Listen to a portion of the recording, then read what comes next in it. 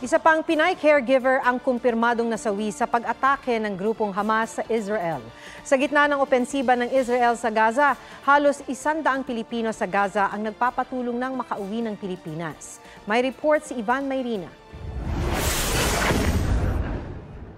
Mag-iisang linggo na madugong bakbakan sa pagitan ng Israel at grupong Hamas. Isa sa mga naunang insidente ng karahasan ay nang ang masayasanang music festival sa Southern Israel.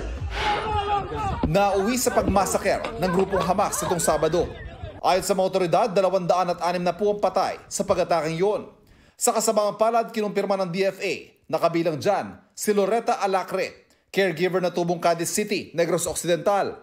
Siya ay 3 Pilipinong nasawi sa pag-atake ng Hamas. Ang labi ni Loretta, kinailangan pang isailalim sa DNA testing. Unfortunately, a lot of the bodies of those who were killed were mutilated or burned or so. No? So that's why it's taking time to determine. Nakikipag-ugnayan na ang DFA sa 2 kapatid ni Loretta na nasa Kuwait para sa agarang pagpapauwi ng kanyang labi. Confirm niya nga po sa akin na isa yung kapatid namin na nasawi. Nakatakda rin kausapin ng Pangulo ang kanyang mga naulila. Sa ngayon, 3 Pilipino pa rin ang patuloy na hinahanap. Kabilang si Gelinor Pacheco na isang caregiver. Ang kanyang misis na si Clarice, paubos sa raw ang luha dahil sa labis sa pag-aalala. Patagal po ng patagal yung araw na wala siya. Ang hirap po. So 6 ba? 6 or 7? Nag-aantay po kami ng ng mga anak ko. Okay. At umaasa rin po na makabalik siya ng ligtas. Nakita raw niya sa isang viral video ang isang lalaking kamukha ng kanyang asawa na dinakip umano ng Hamas. Pero wala pang kumpirmasyon ng Philippine Embassy sa Israel kung may bihag na Pinoy ang Hamas. Pinalilikas naman ng Israel sa Southern Gaza ang buong populasyon ng Gaza na nasa hilaga sa susunod na 24 oras. Nasa Gaza ang 131 Pilipino.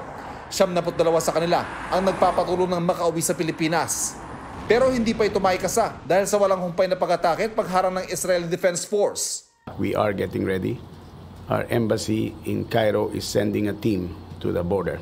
Ayon sa ambassador ng Palestine sa Pilipinas, kailangan magkaroon ng ceasefire sa border ng Gaza at Egypt o yung tinatawag na Rafah Passage. Is that Israel should open safe corridor and to allow aids to come to Gaza, like food and also to have a truce. Handa rin daw magpatupad ng repatriation ng Department of National Defense sakaling iutos sa ito ni Pangulong Marcos. Ivan Mayrina nagbabalita para sa GMA Integrated News.